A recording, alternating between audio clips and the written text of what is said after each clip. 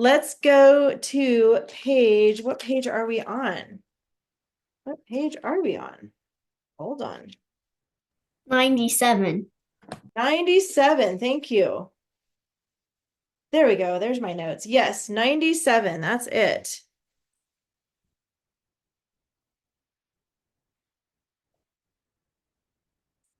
Okay, 97. This one.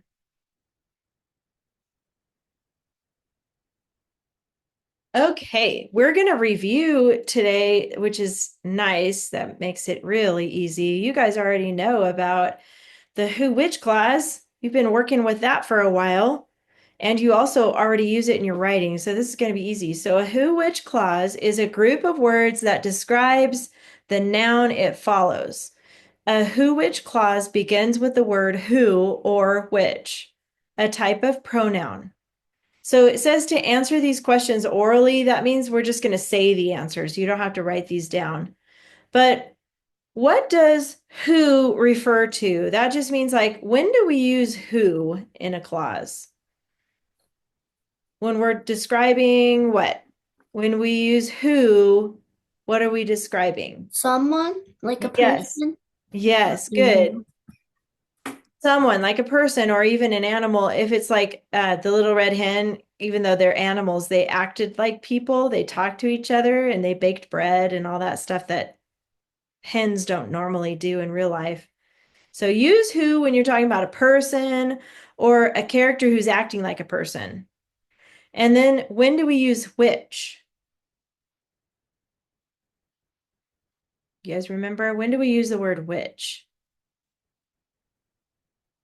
What does which refer to? So which is going to refer to a thing. So who is for a person, right? But which is for a thing. Like think back on King Midas. So he lived in a castle which was in the middle of the forest or something like that. Okay, so we would use which if you're talking about a castle because that's a thing. It's not a boy or a girl. You would use who for like the hen who wanted to bake bread, talking about the hen because she was acting like a person. Okay, so that's the two different times when you use who or which. Use who when you're talking about a person, use which when you're talking about a thing. And then it says, what does a who which clause follow? So, what type of a word do you put who which after? Do you remember the type of word, like what part of speech it is? Verb, adjective, adverb, noun. What do we use who which after? You guys remember? It comes after a noun. Like castle is a noun because it's a thing, right? So we use which for that. And then if we talk about the little red hen, that's also a noun because it's like a animal or a person. Okay, so it comes right after a noun. And then it says sentences with the same subject can combine with a who can be combined with a who which clause. So look at these two examples. One's right here. The soldier lost his cloak. That's like a jacket. The soldier was upset. Look how they combined it. The soldier who was upset lost his cloak. See how they took both of those sentences and they changed it into one? And they used who because they're talking about the soldier, which is a person. The soldier who was upset lost his cloak. And now you guys are going to come up with one down here.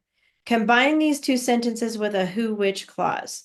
It says, the princess tricked the soldiers. The princess hid the three gifts. How can we use who or which to combine those two sentences together? Okay, I see Ashlyn's hand in London. I'll start with London and then I want to hear Ashlyn's idea. So how can you combine those two sentences together? Um, um, the princess who tricked the soldiers hid the three gifts. Yes, that's a good one. Is there another one, Ashlyn? You can reverse those. Maybe like which hid the three gifts. You still would use who because you're talking about a person, the princess.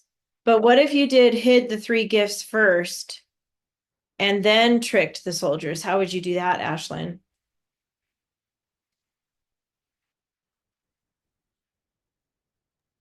Who hid the three gifts? Uh-huh. So the princess who hid the three gifts tricked the soldiers. Either way, that would work. So we're going to write it either one down here at the bottom. The princess, we're copying these down. And I'm going to use commas around the who, which clause because that's what we do.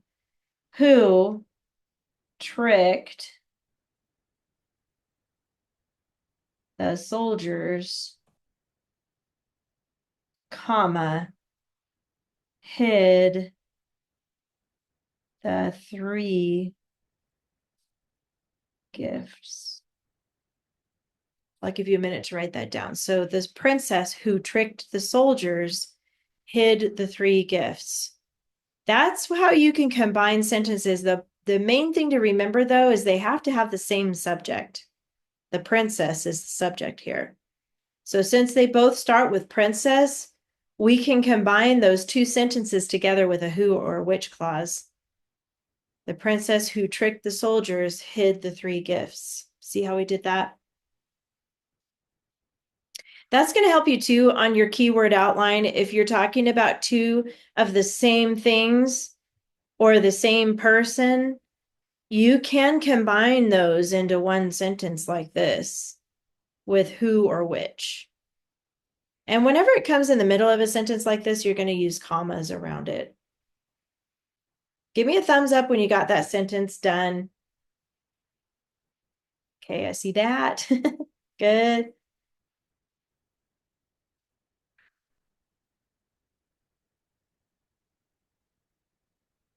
I see that. Okay, good. Ashlyn, let me know when you're ready. Okay, good. Got it. Okay, let's go to page 99. We almost made it to 100. You're doing a lot of grammar, huh? Does anybody feel like reading the sentence today? Okay, Liz, go for it. The second soldier who wandered hopelessly came to the same lonely forest. Good. Okay, the word is wandered. That's your vocabulary word. It just means like to walk around without any direction. You're just kind of going wherever. You're not going any particular place. So wandering is what that means. There's two articles. Go ahead and find those by yourself and label those.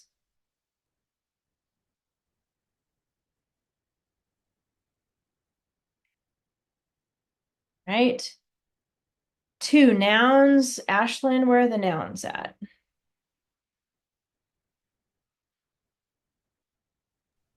Soldier and forest. Good. Soldier and forest. That was quick. Adjectives, London, what words are going to describe those nouns? Usually they come before the noun too, by the way. And lonely Yes. and hopelessly. That's going to actually be an adverb. So not hopelessly. Second, Second is an adjective. And there's one more for forest. It's before lonely.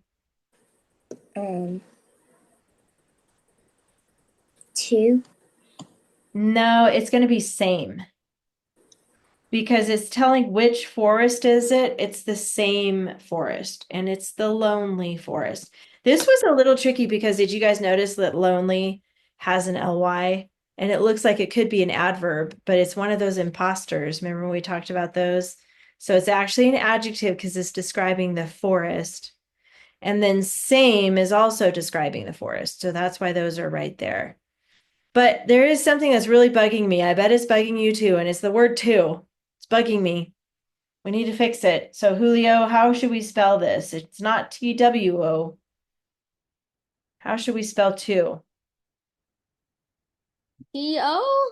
Yes, good. TO. to the same lonely forest. My dog was showing in the background again. Oh, I didn't even hear it. All right, we got the homophone. Might as well check that. We got the adjectives. Now the ly adverb, Liz. Where's that? Hopelessly. Good. That's going to be ly. And then I'm going to come back to the prepositional phrase. Even if you see it, I'm coming back to it. So, Ashlyn, where's the who, which clause? Let's find that. Who wandered hopelessly came to the same lonely forest. That was too much. You only Oh. need who wandered hopelessly. And you can tell by those commas because, like I said earlier, when a who which clause is in the middle of a sentence, it's going to have commas around it. So, who wandered hopelessly is the who which clause. And we're going to label it W/W like that. I'm still going to wait on the prepositional phrases. I want to wait on that. So, I'm going to go to verbs next. So, London, where are the verbs in the sentence?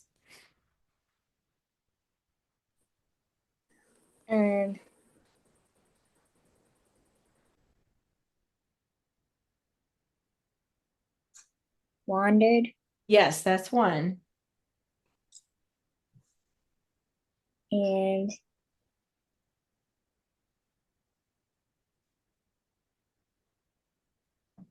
Look what's left there. You've got who is left and came is left and to is left. Do any of those sound like verbs to you? came. Yes, good. Came. That's what the soldier's doing. He came. That's it for the verbs. There's only two in this one. So, Julio, where are the subjects? Soldier. Soldier is one. Then There's one in the who clause. yeah, it was who. It's who. There you go. Good. Good job. So whenever you see that who clause, that's going to have a subject in it too. Subject, verb. Yeah, I thought it was who, but I'm like, could it be? Yep, you're right. It's who, because it's telling about the soldier. And so the subject is who, it's referring back to the soldier. All right, now the prepositional phrase. Liz, do you know where it is? The same lonely forest. It starts with to. Did you say to? I didn't hear it, but to the same. Okay, then you were right. Yep. To the same lonely forest. Because to is a preposition. Very good. Got that. Capital right here at the beginning, easy, and then end mark at the end, period. Easy peasy cheesy. So don't forget, when you guys sit down to do your grammar, read it out loud first. Even if you're the only one in the room, I want you to read it with your voice. Then you can move around in the list. You don't have to go in order. You can do the ones you know first that are really easy. And then, skip the ones you get stuck on. And okay, we're done with grammar for today. So go ahead and close that up. And you're going to get out your binders. You guys were working on the little red hen. I have a feeling somebody's going to want to read their story, maybe more than one person. Yes. I didn't turn mine in yet because my mom had to go to work and she didn't had to work and she didn't turn it in yet. Okay, that's okay. She can turn it in when she gets home from work. That's okay. Thanks for letting me know that. So, but I do want to give two people a chance to read it. If you would like to read The Little Red Hen, raise your hand if you want to read it to the class. Anybody feel like reading it? London, anybody else? Lizbeth, do you want to read yours? Yeah, okay. So, this is The Little Red Hen. You guys have been working on that for a couple weeks now, actually. Oh, I see what's going on. Okay, so let's have London. Do you have yours with you, or do you need me to pull it up on my computer? I have mine. You have it. Okay, good. Whenever you're ready, you can read your story.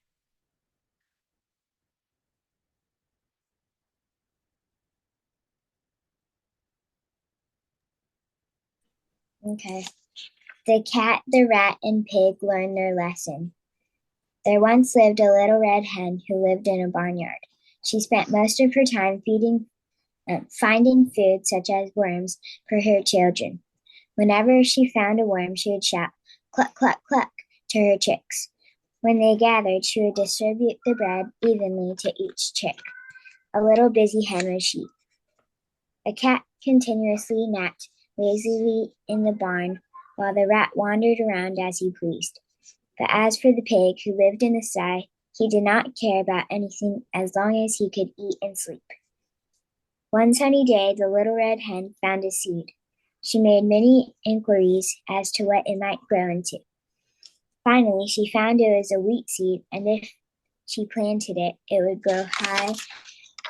It would grow high, and when ripe, it could be made into flour and then into bread. She called out loudly, "Who will plant the seed?" But the pig mumbled, "Not I," and the cat purred, "Not I," and the rat snarled, "Not I." "Well then," declared the little red hen, "I will." And she did. Then she went to do the rest of her daily duties through the long, hot summer days. One day, the little red hen noticed that the wheat was ready to be cut, so she ran around joyfully shouting, "Who will cut the wheat?" The pig snorted, "Not I," and the cat purred, "Not I," and the rat also snarled, "Not I." "Well then," clucked the little red hen, "I will." And she did. She got the sickle out from the barn and cut off all the wheat. She kindly called out, "Who will thresh the wheat?" But the pig snorted, "Not I," and the cat purred, "Not I," and the rat snarled, "Not I." So the little red hen, rather disappointed, declared, "Well, I will do it then." And she did. "Who will carry the wheat to the mill to be ground?" Half sleeping, the pig, cat, and rat all mumbled lazily, "Not I." So the good little red hen did not have a choice but to cluck, "I will then," and she did. She retired to her slumbers a lot earlier than normal. She would liked it better if she could sleep much later in the morning, but as she woke up, she clucked to herself that the bread must be made that day. After her chores, the little red hen, still positive that they would help, happily sang out, "Who will make the bread?" The pig snorted, "Not I," and the cat meowed, "Not I," and the rat, as you would have guessed, squeaked, "Not I." So the little red hen sadly clucked once more, "I will then," and she did. She made the dough, kneaded it, separated it into loaves, proved them, and put them in the oven. The pig, cat, and rat were all doing something to do with sleeping or with stroking their pride. At last, the bread came out of the oven. The air was filled with a delicious smell which came from the bread. Mrs. Hen called, "Who will eat the bread?" All the animals were more than interested to help eat the bread. Their mouths were watering, and they were all watching hungrily, ready to yell, "I will." But the little red hen clucked, "No, you won't. I will." So the little red hen and her babies ate the bread. You can be sure that the pig, cat, and rat learned their lesson. Nice. Let's give her a clap. Very good. Wow, London. Good job. And I heard that you stayed away from that word said because that's a banned word. And I heard a lot of dress up words in there and all that is so good. The only thing I want to make sure that you don't do next time is write too much of the same story, okay? Because you got to put it in your own words shorter than that. But I loved it. It was really good, London. I'm super proud of you. Good job. And then Liz, do you want to share yours? Yeah? Okay. Did you make a new title for yours too? Yeah. Okay, go ahead and read your title first. Unhelpful friends. Okay. Little red hen, little red hen was mostly a busy but joyful and kind hen who had chickies. Pig likes to sleep and eat. Rat is proud and carefree. Cat lazily naps. They all lived in a barnyard. Little red hen found a wheat seed. Little red hen wanted to grow the wheat into bread. Then little red hen shouted, "Who will help me plant the seed?" Pig, rat, and cat yelled, not me. Little Red Hen who declared, "Fine, I will," and she did. She grew the wheat, then she shouted, "Who will help me cut?" Pig, Rat, and Cat meanly yelled, "Not I." "Who will help me trim the wheat?" asked Little Red Hen. Pig, Rat, and Cat yelled, "No way, Jose." "Help me carry it?" Little Red Hen asked. "Never," yelled Pig, Rat, and Cat. "Help carry the wheat to the bread-making mill?" asked Little Red Hen. Pig, Rat, and Cat yelled, "Hardly ever." Little Red Hen declared, "Fine. If no one will, I will." So she did. She kneaded until it was dough. While she was doing this stuff, Cat was lazing, while Pig was snoring so loudly. Rat, who was looking in the mirror, put some cream on his nose. Then out of the blue there was a smell, a wonderful smell. Then Little Red Hen asked, "Who will help me eat this bread?" Cat, Pig, and Rat exclaimed, "Me, me, me, me." Then Little Red Hen shouted, "Nope, I will. You snooze, you lose, you unhelpful animals." Then she distributed the bread and gave it to her chickies. The end. Wow, nice. Okay, everybody clap for her. That's good, Liz. You snooze, you lose. It's exactly what happened.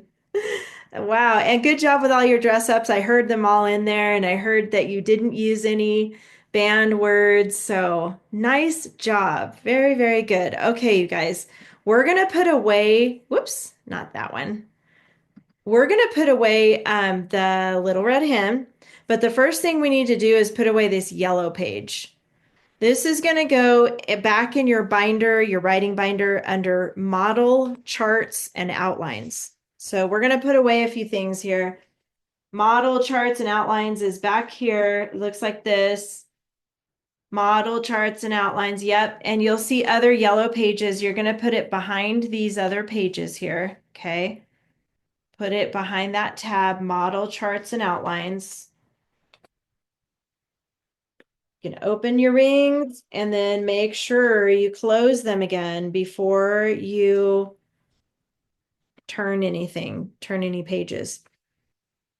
After that yellow page, we're going to put away the pink one, unless you have it taped up somewhere. You're going to leave it on your wall if you have it there. But if you want to, yeah, I want you to keep this behind the tab that says stylistic techniques. It's back toward the back. Just like this. Make sure before you turn pages, you close those rings up, okay? But this is stylistic techniques. This is the tab that looks like that. And you already have a yellow page here. You're going to put it behind that page, okay? Put the pink page back there.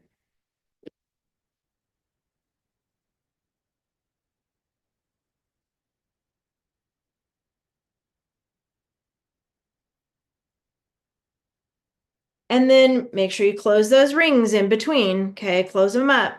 Some of you have this blue page in your front pocket too. This needs to go behind banned words. So there's another tab that says banned words, and you're going to put this blue page there.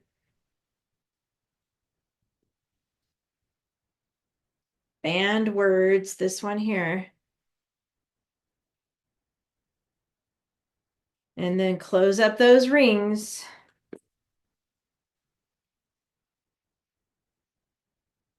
And all the white pages for the Little Red Hen and your story sequence chart and your paper that you wrote your story on, all of that is going to go away in your finished folder, wherever you keep your finished work.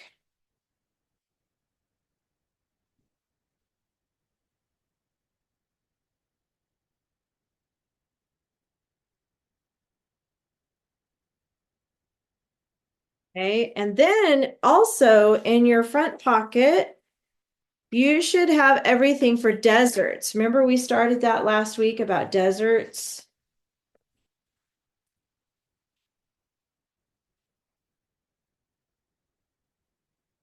Hopefully it's all in your front pocket here. Week 9 about deserts. And you should have this page too that has our notes on it. We need this too.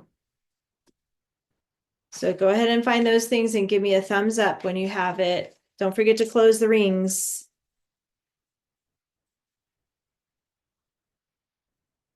So you should have all your papers for deserts. I see that. Week 9 deserts and your notes from last week.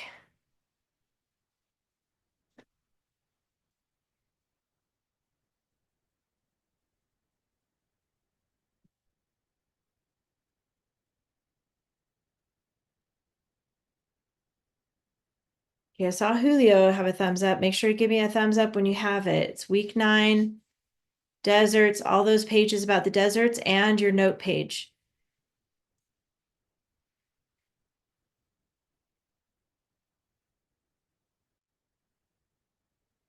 Did you find it? Okay, good, Liz. Ashlyn, you found it?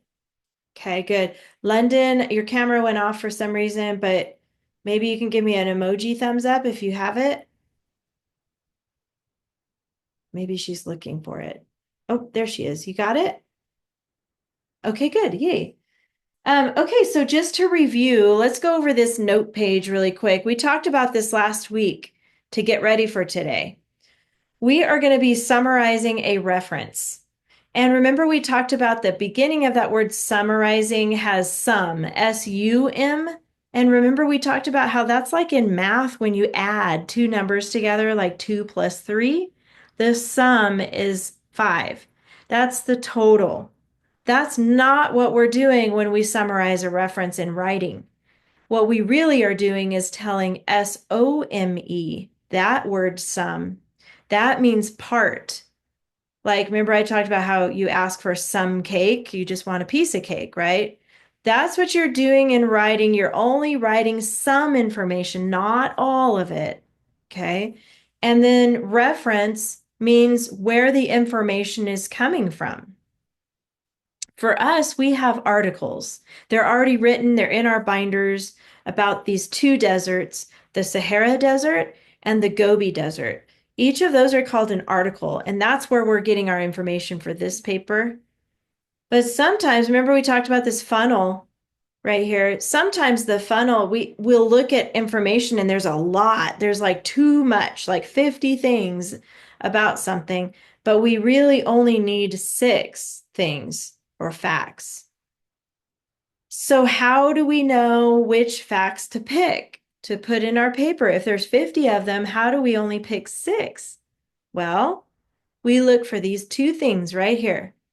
What's important and what is interesting.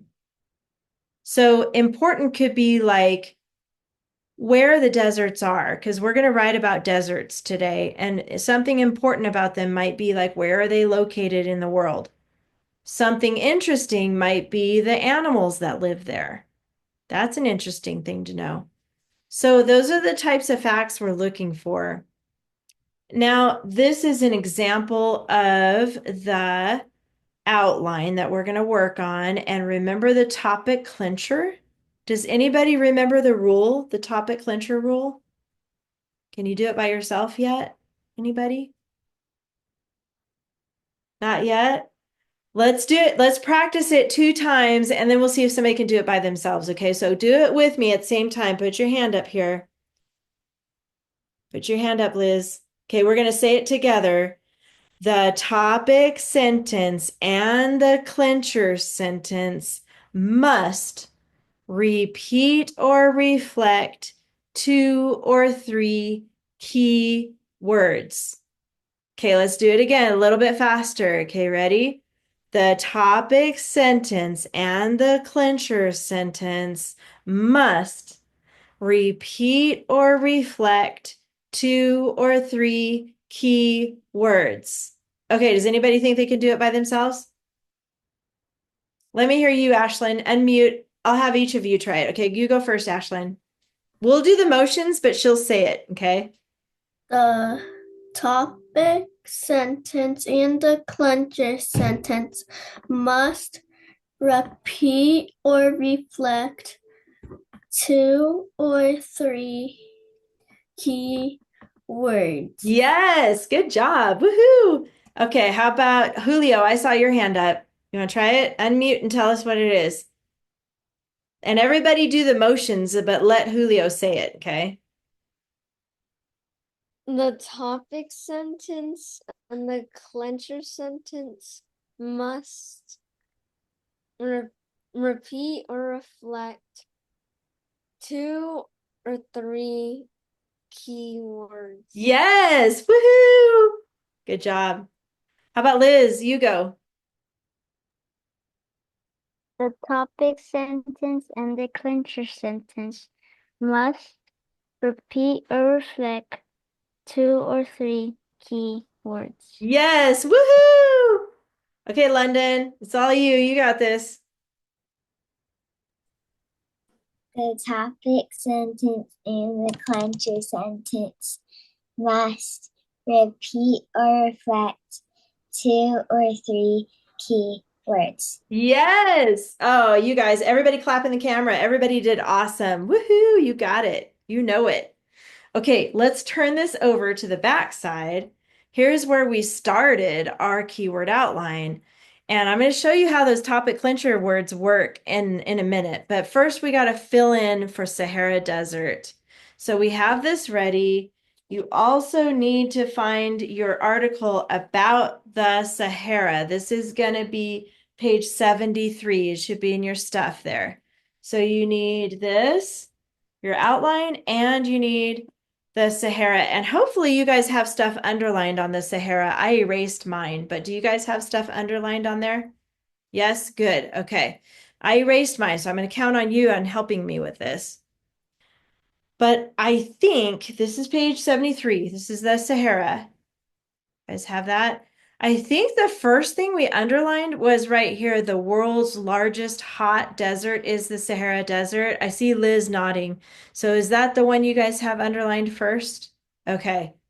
So we can actually put one of those words here next to Roman numeral 1 to talk about the Sahara Desert because we left a blank here. We can write down, uh-oh, where's my pen? Lost my pen. Where did my pen go? Where did it go? Oh, here it is. Ha, it was hiding. I think we should put that word largest here. And then it also says that it's a hot desert. So what if we draw a little fire? Can we do that right here next to it? Like a little, I don't know how to draw fire. I'm just going to kind of do wiggly lines like that. So we got Sahara Desert, comma, largest, comma, fire. It's the largest and the hottest desert in the world. So that's how we're going to remember that fact that we underlined. Okay, I'm going to have you guys take turns. So I'm going to ask Ashlyn next. What did you underline for number 2? Remember how we numbered these sentences? Do you have one that has a 2 next to it? And if you do, can you read it to us? I don't think I do. Oh, does anybody else have a sentence underlined with a number 2? Okay, Lizbeth does. Go ahead, Liz. What's number 2? The Sahara stretches across the whole African continent from the Atlantic Ocean to the Red Sea. Yes, good. That's a lot of information, and we can only use 3 key words, so it's going to be a little tricky. But I do like that word stretches. So I'm going to start with stretches here. We're going to put that at number 1, stretches. Did I spell that right? Oh, no, it has another T. Stretches. That's how you spell stretches. And then it's the African, and then the word continent. What we're doing is looking at the sentences we underlined, and we're picking out keywords, and we're putting it in this outline here. That's what we're working on. We're getting it ready to write this report. So we got to put down all the keywords that we find here. But it also mentions the Atlantic Ocean and the Red Sea, but I don't have enough words to use now because I already used my 3. So what I'm thinking I can do is basically that's the whole continent. It is from west to east. Did you say something, Ashlyn? I'll be right back. Oh, okay. So what I'm going to do is put a W for west, and then an arrow, and then an E for east. Do you guys know your directions, north, south, east, west? Have you ever heard of never eat soggy waffles? No, that's how you remember them. Or never eat shredded wheat is another one. So when you're looking down on a map, at the top of the map, that's north. And then if you look to the right, that's east. If you look down on the map, that's south, and then to the left is west. So those are directions. Maybe you haven't learned that yet. You should learn it though in geography when you're talking about maps and the world and where things are located in the world. You're going to learn about north, south, east, west. So for now, W is west, E is east. That's a W. W to east. Okay. What is another fact that you guys have underlined in the first paragraph? Can somebody else tell me another fact about the Sahara Desert in the first paragraph that you underlined? Something up here. Was there anything else, or was that all you guys had underlined? Hopefully you underlined last week. I think I forgot to. Oh, okay.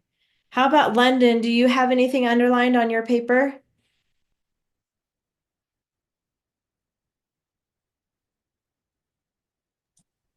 Yeah, but I can't find it right now. Oh, your paper? You don't have it? Yeah, but like the story. Uh-oh. Yeah, you need that. I think I can find mine later. I lost mine too, Oh, no. and then I can find it. I meant later. Okay. Hopefully you didn't put it away with your little red hen stuff because I know we had them both out at the same time. So you could check your other, uh, maybe your folder. I haven't put mine away because I still have to finish mine. Okay, okay. Um, London, do you have the one about the Gobi Desert? Yeah, you have that one. You just don't have the Sahara one. Yeah. Okay. Julio, do you have yours? Yeah, I lost mine for a second, Oh no. It's probably because but we. I found it. Okay, good. Okay, what do you have underlined? Is there anything else you have underlined there in the first paragraph or the second Me? paragraph? Yeah. Uh, yeah. What is something you underlined? The world's largest hot desert is the Sahara Desert. Okay, we already have that, and we already have the one about the African continent. Is there anything else you underlined in that first paragraph? Um, the Sahara stretches across the whole African continent from the Atlantic Ocean to the Red Sea, Okay, we got that. Is there anything else? consisting mostly of vast sand seas called Earth. Oh wait, you're talking about no. Um, you're talking about this? The story? Yeah, you're right. You're doing it. You're doing it. I'm looking for things that you underlined. Did you underline that sentence that talks about the ergs? Yeah. Okay, let's use that one then next. And we're going to use that to put on our keyword outline. We need to talk about the ergs. And it says, I'm going to put that word ergs here, E-R-G-S. This is for number 2 on your outline. Do you have this, London? Are you writing this down? Okay, good. And it's when the sand, it says, shifts around as if it were alive. I'm going to use that word mysteriously. By the way, that's a great ly adverb that we can use.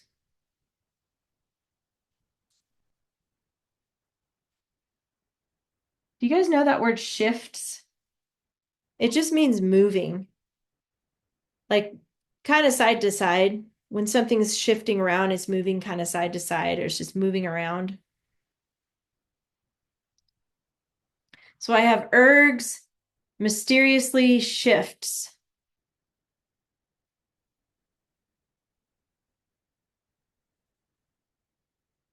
All right. After you write that down, I want you to look back on, if you have it, hopefully you have it there with you. What's another thing that you underlined on your Sahara paper? Liz?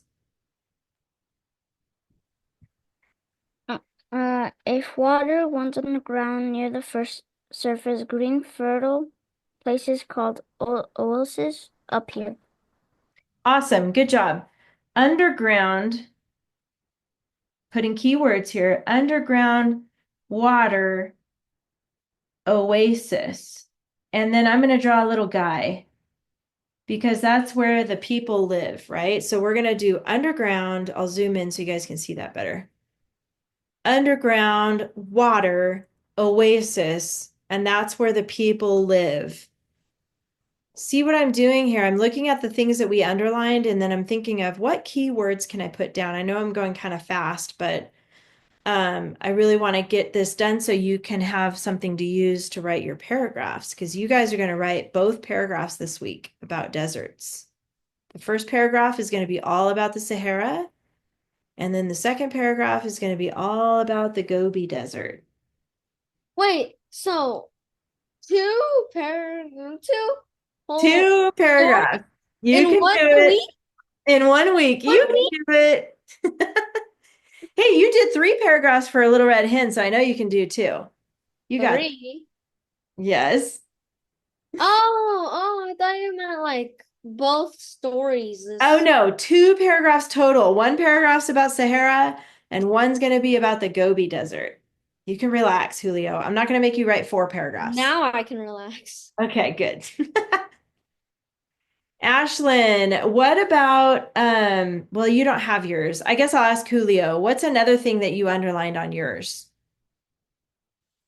In What's the at the bottom maybe did you or yeah, down here at the bottom, did you underline anything at the bottom of page 73? Yeah, these creatures can live for long periods of time without water. Good. So Julio, how can I put that on my outline? Um,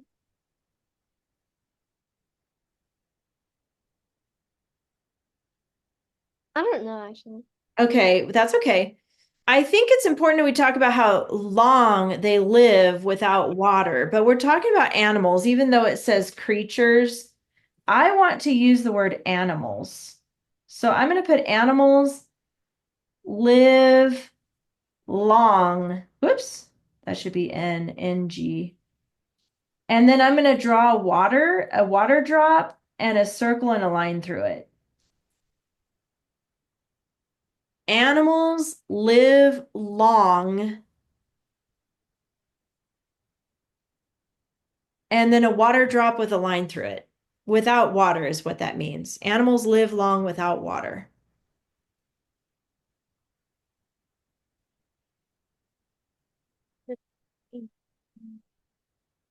Water, water, water. And then London, look at, I know you don't have your paper, but look at mine here. What are some of the animals that you see here listed at the very bottom, at the very, very bottom of the page? What are some animals that you see there? The last sentence on this page. Um, vipers, lizards, foxes, and gerbils. Yes. So I want you guys to pick 3 of those animals. I picked vipers, lizards, and foxes. But if you want to pick 3 other ones, because gerbils is on there too. Or if you want to draw a viper, which is a snake, you can draw a snake and then lizards, foxes, however you want to do that. But let's list the animals for number 5.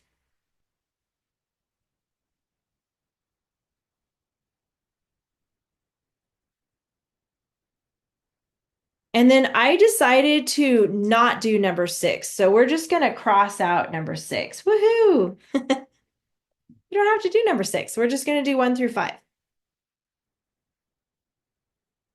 So after you list those animals on number 5, we're done with Sahara, and then we're going to look at the Gobi Desert together. Yes, Liz? Uh, Sa I put foxes, but I also put like a little dune to make it like if it was a sand fox. Oh, okay. I don't know if you Good can see it. idea. As long as you know what that is. Somewhere right there. Oh, yeah. Yeah, that's a good idea. Maybe what Oh, you have it upside down. I don't know if that's gonna work because I can see It's it. okay. By the way, both London and Ashlyn, I am recording this class, so you can look back on it when you have your paper too, if you need to, okay? So now we're going to switch to the Gobi Desert. So everybody find page 75. Page 75. This one's called the Gobi Desert. We're going to read this one together.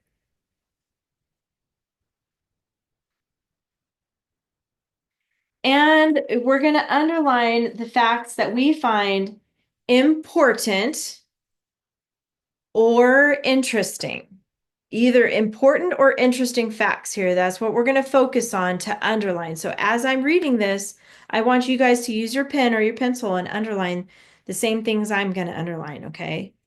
This one's called the Gobi Desert. A desert is an area where little rain or snowfall occurs, so conditions are hostile to life. I already know that, so I'm not going to underline that part. Certainly, this definition fits the Gobi Desert. A cold desert, the Gobi stretches across southern Mongolia and northern China. That's important to know because it's telling us where it is. So underline right where it starts with a cold desert, and go all the way to China. This is going to be 1. I'm going to number these so I can keep track. Okay, I'll fly to China right now. Okay, bye. Have fun. Then it says, because the towering Himalaya mountains block clouds from bringing rainfall there per year, 10 inches, 25 centimeters of moisture fall there per year. I'm going to keep going because that's kind of boring information. I want to keep going. The Gobi's features are unique. Within the region are Mongolia's spectacular flaming cliffs, called so because they appear reddish. I think it's kind of cool, flaming cliffs. I'm going to underline that sentence. Starts with within, and it goes all the way to reddish. And that's going to be number 2. Now, the reason why I'm underlining the whole sentence is because I'm just keeping track of the sentences that have the facts that I want to use. But later, you're going to pick the keywords you want to put in your outline. Okay, so right now we're just looking for those sentences that have interesting information. The first known fossilized dinosaur eggs were found. Okay, that's super cool. Dinosaur eggs. What? I'm going to underline that. They're all the way to found. This is going to be a 3. The first known fossilized dinosaur eggs were found. Do you guys know what fossilized means? Have you heard that word before? Yeah. When something is old, really old, like hundreds of years old, it kind of gets buried in the ground and it turns into a rock. So it's almost like the egg of the dinosaur turned into a rock and it's there in the ground and they found it. That's kind of cool. That just means dinosaurs lived there at one time. I'm going to keep going. Other fossils include the claws of the Velociraptor mongoliensis and complete Protoceratops skeleton. That's interesting, but I'm going to keep going. On another day, one might hear the sand sing. Hungary Ellis, meaning singing sands, is a site where conditions allow the wind to buffet the sands and produce an eerie, roaring note. Whoa. The sands sing? It's like a whoo. Woo. Have you ever, on a super windy day, the sound comes through your window a little bit and it makes a little sound like that? I bet that's what it's kind of like. I'm going to underline that. That's pretty cool.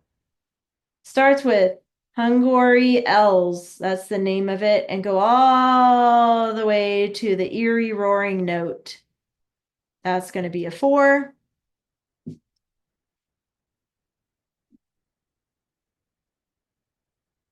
Okay. You're not going to be able to put all that in there. You're going to have to pick and choose keywords from that. Then it says animals of the Gobi are rugged. Musk oxen, rodents called jerboas, Mongolian donkeys, wolves, and the rarely sighted snow leopard survive in that harsh climate. That's kind of cool. I'm going to underline that, starting with musk oxen. That's another really big sentence, but it's got some great facts in it.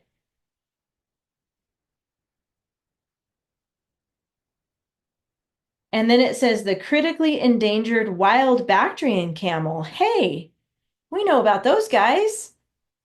Wild Bactrian camel is particularly adaptive animal.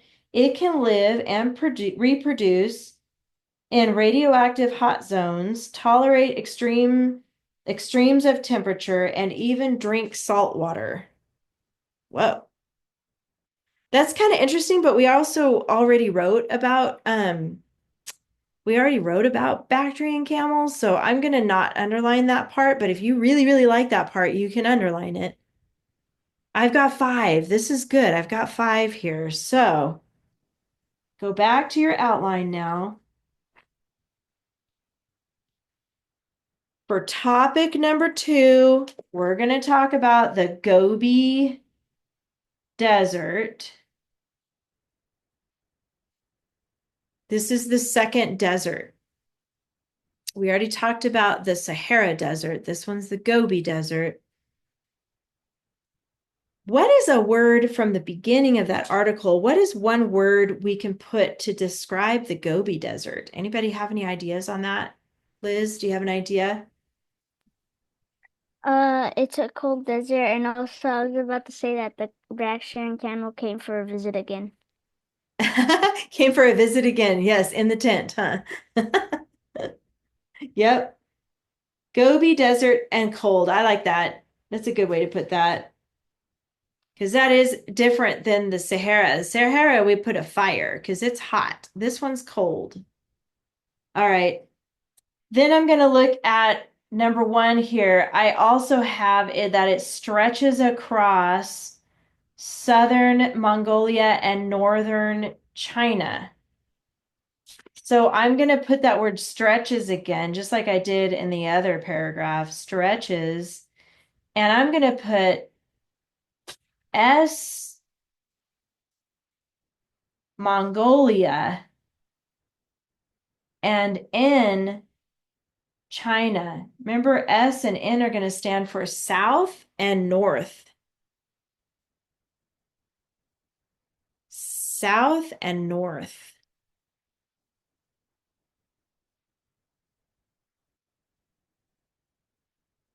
South Mongolia and North China. So it's telling where. Remember, that's important for people to know where the desert is located. Totally different than Africa.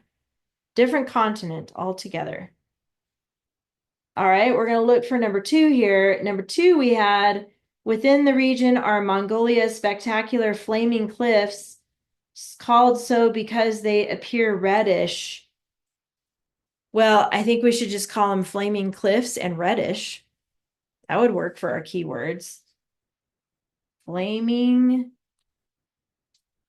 cliffs and reddish. Reddish just means it's red, mostly red.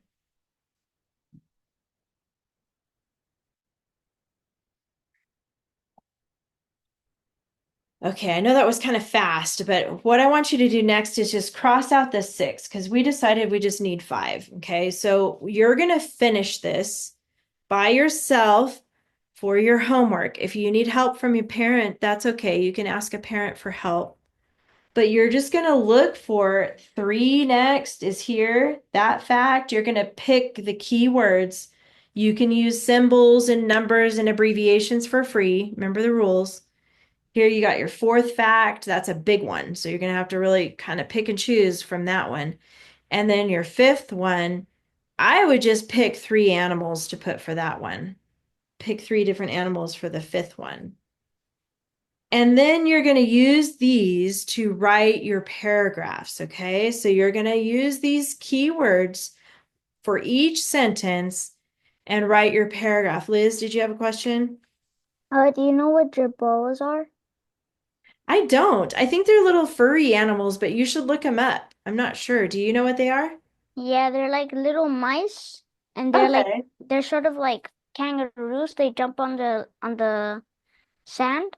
They have a long tail. Look, wait, let me find a picture of one. Oh, well, hold on. I got to keep going because we're out of time, but it does, maybe next week you can show us that. Mm-hmm. The checklist is a little bit different. I want to talk to you about that super quick. The topic clincher rule, now you guys all know that, is right there. It's on your checklist now. Topic clincher sentences, repeat or reflect 2 to 3 key words. And then it says highlight or bold. And I'm going to show you what that means in a second here. What do we But do with that again? I'm going to show you but I also wanted you to see the word because clause. It's a new dress up. So you got 2 new things on your checklist. You got a topic clincher and the because clause. Okay, so I'm going to show you this. This is my story.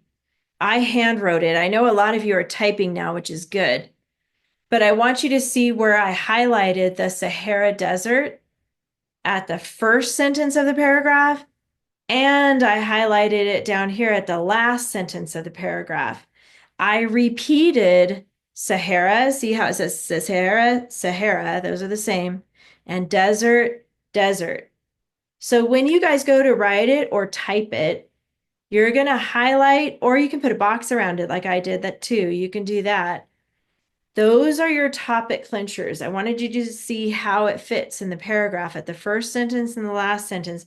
But also, I want you to notice all my dress ups. I have a which clause. I have mysteriously, that's my ly adverb. Shift is my strong verb. And then I have a because in here now too. Okay, Julio, did you have a question?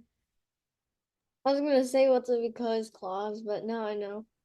So because clause is, you're going to use the word because and underline it, but you're going to make sure that it explains why something is the way it is. So look at my sentence. It says, the animals survive in the desert because they can live without water for a long time. That's why they survive. So anytime you use because, you're telling why. Okay. Don't use the word of after because of. Don't use of. Just use because and then tell why something is the way it is. Okay. I know it's kind of Now cool. I'm Review. doomed. We'll review it again next week, but you're going to use these, finish this, finish Gobi Desert with the ones you underlined here. And then you're going to write 2 paragraphs about deserts, okay? One paragraph is about Sahara, and one paragraph is about the Gobi Desert. All right. Do you guys have any questions about homework this week? You're good? Good job. I will see you next week. Have a good one, you guys. Bye. Bye. Bye. Have a good week. See you Bye. next week. Bye.